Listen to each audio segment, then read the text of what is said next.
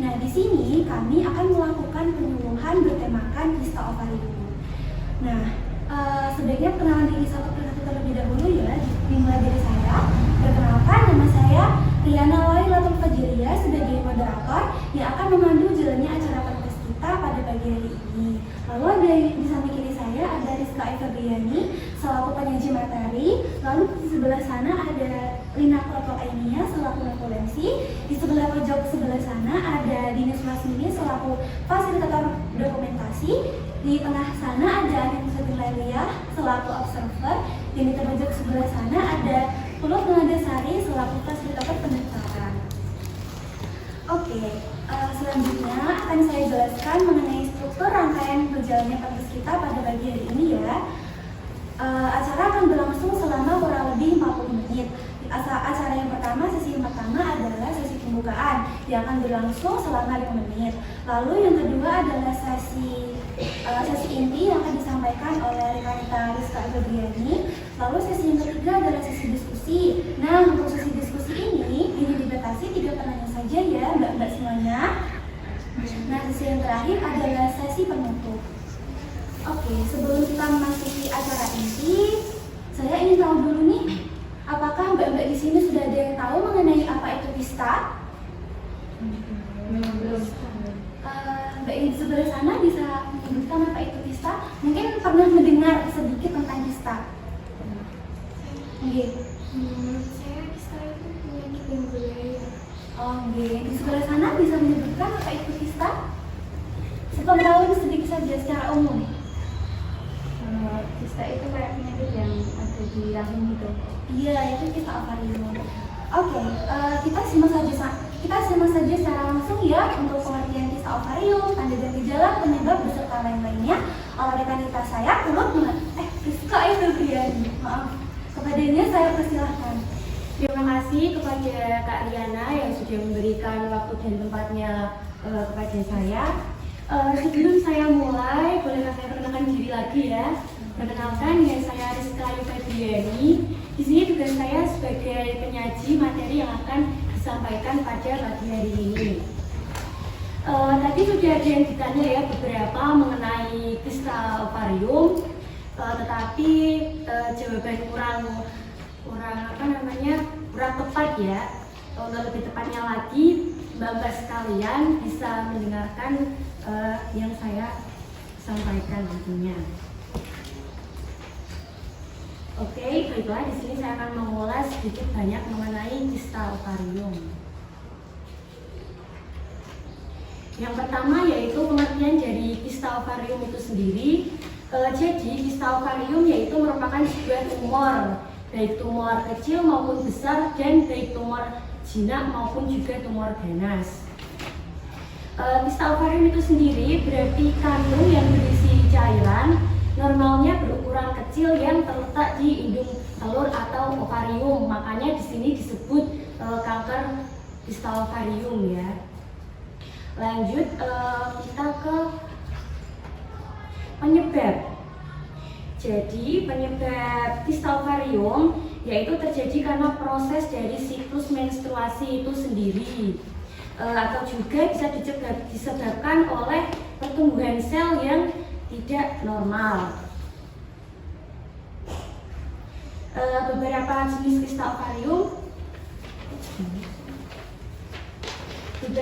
kista ovarium berdasarkan pembagiannya ada juga ya, yaitu tipe kista normal dan yang kedua tipe kista abnormal. Kita ke tipe kista normal terlebih dahulu, yaitu kista fungsional ini merupakan jenis kista ovarium yang paling banyak ditemukan. Kista ini berasal dari sel telur dan juga corpus luteum, terjadi bersamaan dengan siklus menstruasi yang normal. Yang kedua tadi ada kista abnormal. Kista abnormal itu ada beberapa lagi. Yang pertama ada kista adenoma, yang kedua ada kista coklat, kista dermoid, kista endometriosis, kista hemorrhage, kista lutein, dan yang terakhir ada kista polikistik ovarium. Itu tadi beberapa jenis kista ya, ada banyak jenis kista. Kita lanjut lagi setelah penyebab, yaitu ada tanda dan gejala. Di sini ada beberapa tanda dan gejala dari kista yang harus kita sadari dan yang harus kita tahu pastinya. Ada 6 tanda. Yang pertama yaitu adanya nyeri saat menstruasi, nyeri di bagian perut bawah, nyeri saat berhubungan seksual, nyeri pada punggung, terkadang juga menjalar sampai dengan ke kaki, dan juga nyeri saat berkemih atau buang air kecil, dan juga nyeri saat BAB ataupun buang air besar. Dan juga siklus menstruasi yang tidak teratur, bisa juga jumlahnya darah yang keluar itu sangat banyak melebihi saat kita menstruasi pada umumnya. Itu adalah hal-hal yang patut dicurigai ketika mbak-mbak mengalami tanda seperti ini. Bisa dikonsultasikan ke dokter apabila tidak pernah merasakan tanda-tanda ini sebelumnya ya. Oke, kita lanjut mengenai pemeriksaan. Di sini ada 4 pemeriksaan yang bisa kita lakukan ketika kita terdiagnosis kista ovarium. Yang pertama ada pemeriksaan laparoskopi.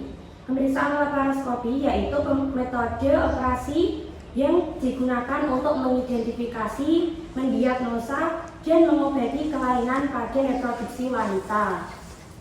Pemeriksaan ini sangat berguna untuk mengetahui apakah sebuah tumor berasal dari ovarium atau tidak, serta untuk menentukan sifat-sifat tumor tersebut. Yang kedua ada pemeriksaan ultrasonografi ataupun USG. Mbak di sini biasanya sering mendengar kata USG untuk pemeriksaan apa sih? Kehamilan, ya. Pemeriksaan kehamilan. Jadi selain untuk pemeriksaan kehamilan, USG juga bisa untuk mendeteksi untuk pemeriksaan kista. Pemeriksaan ini dapat ditentukan letak dan batas tumor. Apakah tumor itu berasal dari uterus, ovarium, ataupun juga berasal dari kandung kencing. Yang ketiga yaitu pemeriksaan Ronsen. Pemeriksaan ini berguna untuk menentukan adanya hidrotoraks selanjutnya. Pada kista dermoid, kadang-kadang dapat dilihat adanya di dalam tumor. Dan yang terakhir ada pemeriksaan parasintesis. Pemeriksaan parasintesis yaitu prosedur mengambil cairan yang dilakukan apabila jumlah cairan di dalam rongga itu sangat banyak. Fungsi aksites berguna untuk menentukan sebab aksites. Perlu diperhatikan bahwa tindakan tersebut dapat mencemarkan kayung peritone dengan isi kista bila dinding kistanya tertusuk. Kita lanjut lagi ke penata laksanaan. Jadi penata laksanaan atau bisa disebut juga cara menangani atau cara mengobati kista ovarium bisa dilakukan dengan 2 cara, yaitu kita mengobservasi, kita melihat adanya tanda atau gejala tadi, benarkah itu kista ovarium atau tidak, bisa menggunakan cara observasi. Cara observasi bisa dilakukan jika tidak menimbulkan gejala, maka cukup dimonitor atau dipantau selama 1-2 bulan. Jadi kita bisa mengobservasi sendiri adakah tanda atau gejala selama 1-2 bulan. Karena kista fungsional akan menghilang dengan sendirinya setelah 1-2 bulan siklus haid, yaitu dengan cara observasi tadi ya. Dengan cara observasi kita bisa melihat 1-2 bulan. Kalau ada ya bisa kita konsultasikan ke dokter, kalau tidak itu akan menghilang sendiri setelah 1-2 kali siklus haid. Dan tindakan ini diambil jika tidak dicurigai kanker ganas ya. Jika dicurigai kanker ganas, sebaiknya bisa melakukan tindakan yang kedua, yaitu dengan cara operasi. Operasi yaitu jika kistanya kecil, misalnya sebesar permen, biasanya dokter akan melakukan operasi laparoskopi tadi ya. Dan kedua, jika kistanya besar, biasanya pengangkatan kista dilakukan dengan cara laparotomi. Ini dilakukan dengan cara pembiusan total. Berarti ada 2 untuk cara penanganan kista. Yang pertama kita melakukan observasi, dan yang kedua kita harus melakukan tindakan operasi. Kita lanjut ya. Yang terakhir yaitu adanya komplikasi. Komplikasi atau disebut juga penyakit yang mungkin terjadi atau yang mungkin timbul setelah kita terdiagnosa kista ovarium. Jadi di sini ada 5 komplikasi. Yang pertama itu perdarahan kista. Biasanya terjadi sedikit-sedikit sehingga berangsur-angsur menyebabkan kista itu membesar. Pembesaran luka dan hanya menimbulkan gejala-gejala klinik yang minimal. Yang kedua yaitu komplikasi torsio atau putaran tangkai. Terjadi pada tumor bertangkai dengan diameter 5 cm atau lebih. Torsi meliputi ovarium, tuba fallopi, atau ligamentum rotundum pada uterus. Yang ketiga ada infeksi pada tumor. Jika terjadi di dekat tumor, ada sumber kuman patogen. Yang keempat yaitu robeknya dinding kista. Terjadi pada torsi tangkai, akan tetapi dapat pula sebagai akibat dari trauma, seperti jatuh atau pukulan pada perut, dan lebih sering pada saat bersetubuh. Yang kelima yaitu perubahan keganasan. Setelah tumor diangkat, perlu dilakukan pemeriksaan lagi, yaitu pemeriksaan mikroskopis yang seksama terhadap kemungkinan perubahan keganasannya.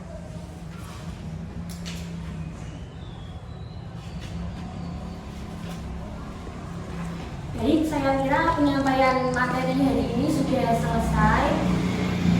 Kurang lebihnya minta maaf, saya kembalikan lagi ke moderator. Oke, terima kasih kepada rekan kita Rizka Efebriani yang telah menyampaikan materinya dengan sangat baik. Baik, ini merupakan sesi yang paling ditunggu ya Mbak-mbak semuanya, yaitu adalah sesi diskusi. Silakan kepada Mbak-mbak yang ingin bertanya bisa mengangkat tangan, kemudian menyebutkan namanya dan beserta pertanyaannya. Silakan. Dari dengan yang di sebelah sana. Assalamualaikum warahmatullahi wabarakatuh. Perkenalkan, nama saya Nana yang Fatimah. Mohon maaf izin bertanya Kak, mengenai keganasan kista, apakah kista berbahaya dan bisa menyebabkan kematian kepada penderitanya? Terima kasih. Kepada kontroversi dan berbicara. Oke, pertanyaan yang kedua. Silakan. Oke, baik di sebelah sana Mbak. Assalamualaikum warahmatullahi wabarakatuh. Perkenalkan, nama saya Hanum. Kak, saya ingin bertanya, jika ada kista di rahim, apakah masih bisa hamil? Selanjutnya masih ada satu slide pertanyaan lagi. Baik. Perkenalkan, nama saya Lina. Mau bertanya Kak, makanan apa saja yang tidak boleh dimakan penderita kista? Oke, sembari kita menunggu jawaban dari pengaji, kita explain terlebih dahulu ya. Silakan kepada fasilitator untuk memberikan solusinya.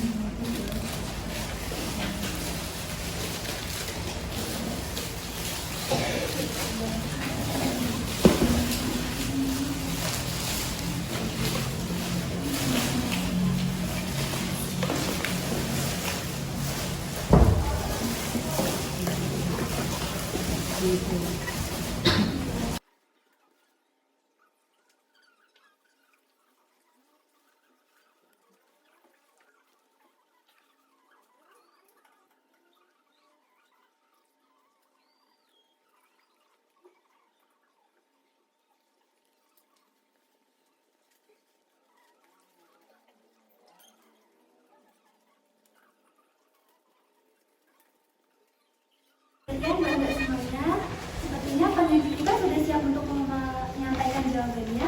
Kepada Rizka. Pertanyaan pertama tadi dari Kak Naila ya. Pertanyaannya yaitu apakah kista itu berbahaya dan juga bisa menyebabkan kematian pada penderitanya. Jawabannya, kebanyakan kista itu bersifat jinak dan juga tidak berbahaya. Tetapi kista juga bisa berbahaya jika mengalami infeksi, bertambah besar, menekan syaraf pembuluh darah, atau tumbuh di organ-organ tertentu. Lalu kista ovarium bisa berubah ganas atau bisa juga disebut dengan kanker, yaitu ketika penderita kista ovarium dapat mengalami torsi atau lilitan yang menyebabkan nyeri, perdarahan, infeksi, dan kematian pada penderitanya. Bagaimana Kak? Apakah sudah bisa dimengerti untuk jawabannya? Terima kasih Kak. Sama-sama. Pertanyaan yang kedua tadi dari Kak Hanum. Kak Hanum, pertanyaannya yaitu jika ada kista di rahim, apakah penderita masih bisa hamil atau tidak? Jawabannya yaitu tidak semua kista ovarium itu berbahaya dan bisa menyebabkan masalah kesuburan atau infertilitas pada wanita. Dengan pemeriksaan dan penanganan yang tepat dari dokter, wanita yang menderita kista ovarium masih memiliki peluang untuk hamil. Jadi jawabannya pada penderita kista ovarium masih bisa hamil ya Kak. Bagaimana penjelasannya? Dimengerti? Terima kasih Kak. Iya, sama-sama.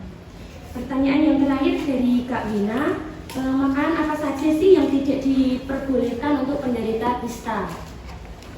Jadi ada beberapa makanan yang memang tidak dianjurkan untuk penderita kista ovarium. Di antaranya itu seperti mie instan, ikan asin, dan makanan kaleng. Makanan yang mengandung bahan pengawet yang di dalamnya bisa memperbesar ukuran kista. Penderita kista juga disarankan mengurangi porsi nasi putih karena memiliki kadar insulin yang sangat tinggi. Bagaimana? Bisa dipahami kan? Bisa. Iya, sama-sama. Oke, terima kasih kepada rekan Kak Rizka yang sudah menyampaikan jawabannya dengan sangat baik ya. Bagaimana dengan Kak Naila, Kak Hanum, dan Kak Wina? Apakah bisa dimengerti penjelasan dari rekan Kak Rizka? Bisa ya. Oke, sesi selanjutnya adalah sesi penutup.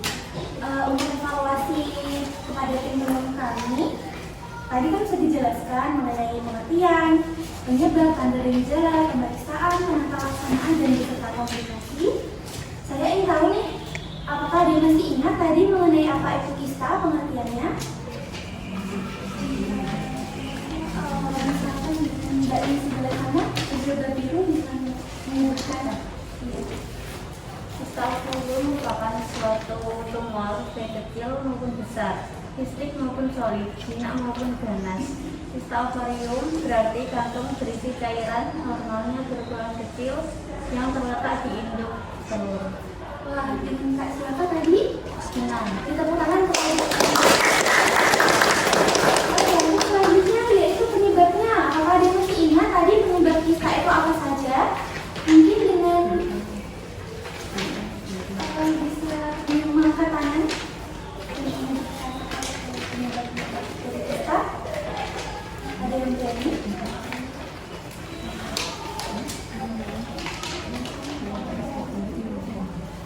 Oke. Kista ovarium disebabkan oleh gangguan hormon pada hipotalamus, hipofisis, dan ovarium atau ketidakseimbangan hormon, dan disebabkan oleh penimbun darah yang berlebihan saat fase pendarahan dari siklus menstruasi. Oke, dengan Kak siapa? Kak Rizky. Oke, tepuk tangan kepada Kak. Untuk selanjutnya adalah tanda gejalanya. Apakah tadi ada yang masih ingat? Ada gejala dari kista ovarium?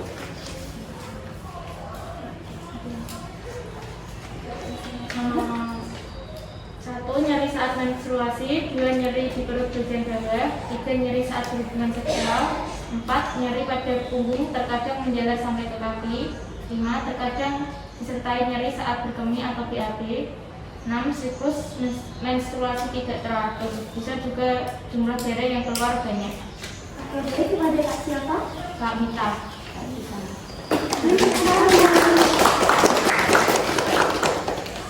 Untuk selanjutnya mengenai pemeriksaan.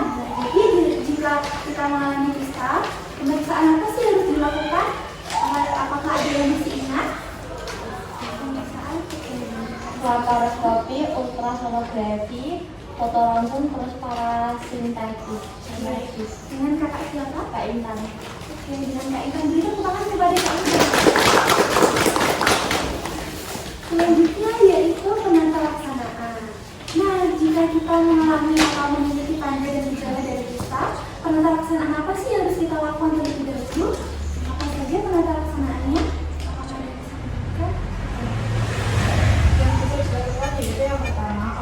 menstruasi, dan yang kedua itu operasi. Oke, berikut tangan kepada siapa? Muna, kepada Kak Muna. Untuk yang terakhir ini, komplikasi. Nah, jika kita mengalami kista, apa sih akibat fatal yang ditimbulkan ketika kita mengalami kista? Komplikasi dari kista? Apakah ada yang bisa menyebutkan?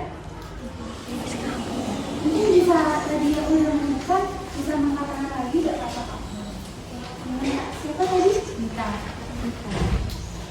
1. Perdarahan ke dalam kista. 2. Tarsio atau putaran tangkai. 3. Infeksi pada tumor. 4. Robek dinding kista. Dan terakhir perubahan keganasan. Oke, beri tepuk tangan kepada kita. Oke, acara selanjutnya adalah saya akan membacakan kesimpulan dari acara kampus kita pada pagi ini dengan bertemakan kista ovarium.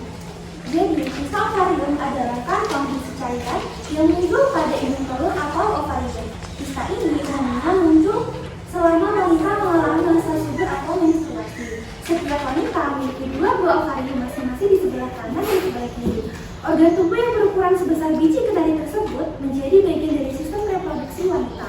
Ovarium memiliki fungsi utama untuk menghasilkan sel telur setiap bulan yang dimulai dari masa pubertas hingga memasuki menopause dan menghasilkan hormon estrogen serta progesteron.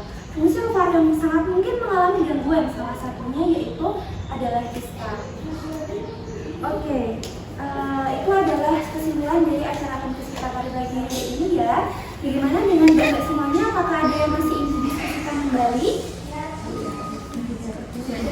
Terus ya. Oke. Terima kasih atas partisipasi dan juga antusiasnya mendengarkan pengumuman dari kami.